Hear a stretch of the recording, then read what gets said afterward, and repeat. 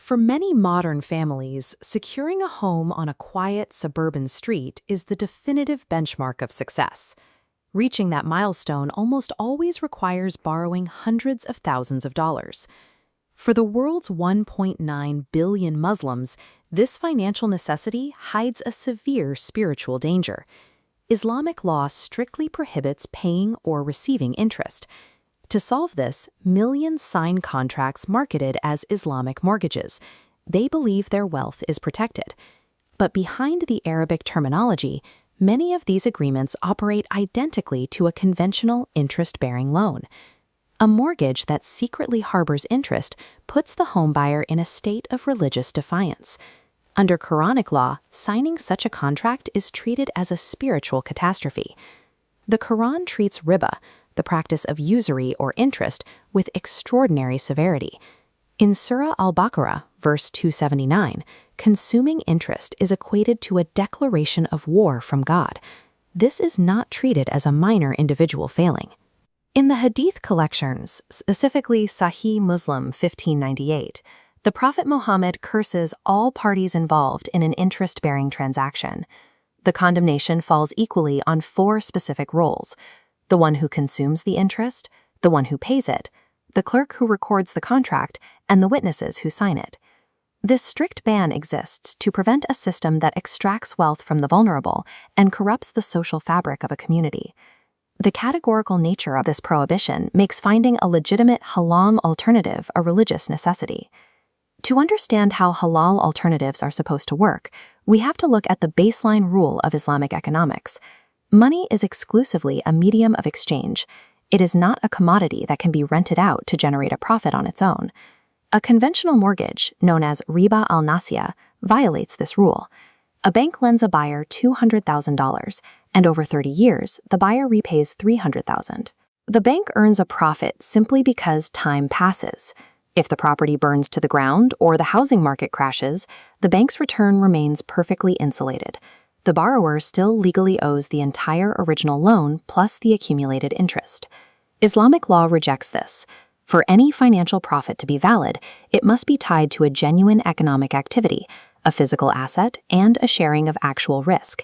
Interest-based lending creates a one-sided system where the bank's profit is guaranteed, while the borrower carries the full weight of potential losses.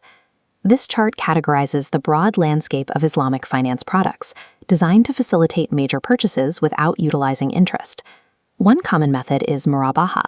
The bank purchases the physical house outright, then resells it to the buyer at a transparent markup, payable in installments. This flow diagram details the mechanics of Murabaha. By purchasing the commodity first, the bank engages in a legitimate asset-for-money exchange, replacing a money-for-money loan.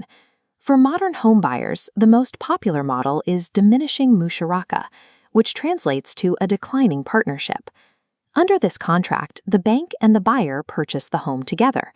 If the buyer puts down 10%, they own a 10% share of the physical property, and the bank owns 90%. Every month, the buyer makes a payment split into two parts. One portion pays rent to the bank for using their share of the property. The other portion buys back the bank's equity. Over time, the buyer's ownership grows until they own it outright. Because this is a true co-ownership, the risk must be shared. If the homeowner loses their job mid-contract and the house is sold in a down market, both the bank and the buyer absorb the financial loss proportionally based on their current ownership shares. Without this exposure to asset risk, a contract fails to meet the basic requirements of a halal partnership. But translating these classical principles into modern corporate banking has created a deep rift. Among scholars, there is valid disagreement, known as khilaf, over whether today's institutions are actually following the rules. Leading authorities in Islamic finance, like Mufti Taqi Usmani, have pointed out glaring inconsistencies between the theoretical writings on shared risk and the actual contracts pushed by modern banks. Many current agreements are structured so that if the property value drops and a sale becomes necessary, the buyer remains legally obligated to pay the bank its full initial contribution. By structuring the contract this way, the bank perfectly insulates itself from the investment risk. The financial mechanics mirror the exact legal protections of a standard conventional loan. A halal stamp on the paperwork cannot change the underlying economic reality. If the borrower is forced to shoulder all the risk in a market downturn, it is not a partnership. The theological ban on interest protects against severe macroeconomic consequences. Debt-based systems, where lenders secure guaranteed returns without holding real asset risk, create fragile chains of obligation that eventually snap. The 2008 global financial crisis laid this bare. Financial institutions were heavily incentivized to push risk onto borrowers while holding no real underlying asset value themselves. When the market collapsed, the major banks received government bailouts, while normal citizens were left bearing the ultimate burden through millions of foreclosures. Islamic jurisprudence demands a true profit and loss sharing economy, specifically to prevent the systemic injustice and stop wealth from constantly concentrating at the top.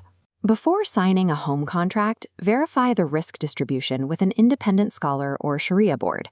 Specifically, confirm who takes the financial loss if the housing market crashes. Supporting educational platforms and demanding transparency is how the community ensures Islamic finance delivers real economic justice, rather than a renaming of old debts.